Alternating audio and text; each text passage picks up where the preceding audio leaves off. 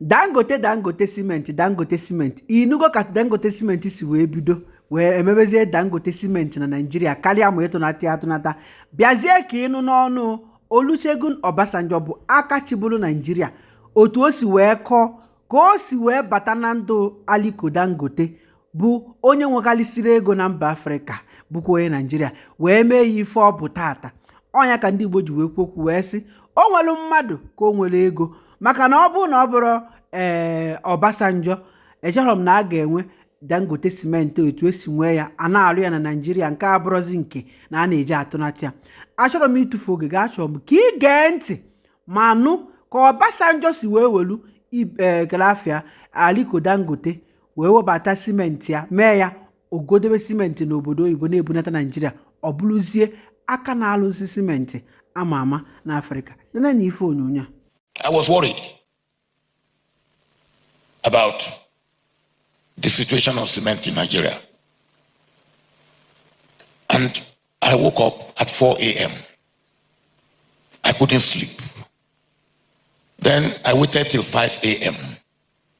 I phoned Aliko Dangote. Aliko was in Lagos, I was in Abuja. And I woke him up. I said, Aliko, what are you doing? He said, what should a gentleman be doing at 5 a.m.? He should be sleeping. I said, well, I have no apologies for waking you up. Can you see me at 7 a.m.? He said, Mr. President, it's bad enough that you wake me up at 5 a.m. But for me to see you at 7 a.m.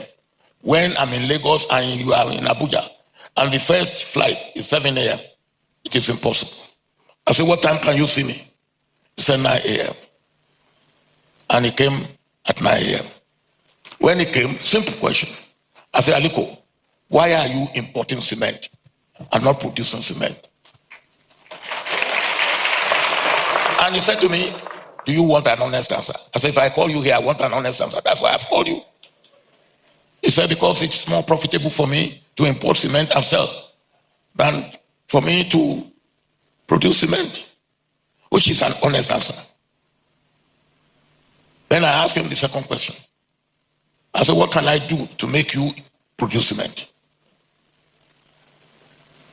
He said again, you want an honest answer? I said, yes. He said, make it as profitable for me to produce cement as it is profitable for me to import cement and sell. Again, I haven't got where I was going or he was leading me. I said, how do I do that? He said, tie my importation of cement with my production of cement. My head got it. I said, you can go. I called my Minister for Industry, who also came from the private sector. I said, look, I've had this discussion with Aliko. Come and go and work it out. So Aliko then planned to produce 5 million tons of cement a year. Since we started producing cement in 1956 up to 2003, we've never produced 5 million tons. So when Aliko made that, the people in the ministry said, he's telling a lie.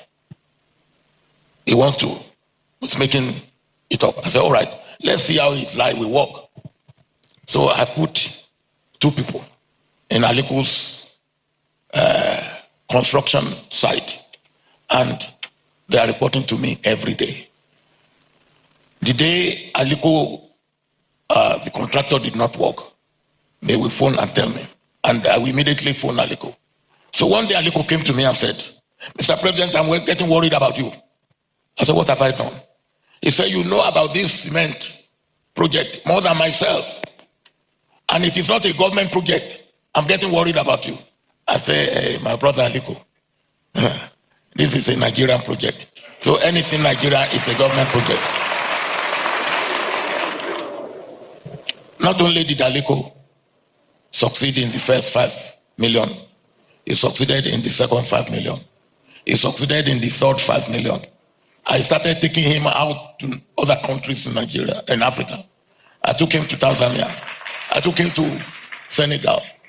That's how Aliko made it.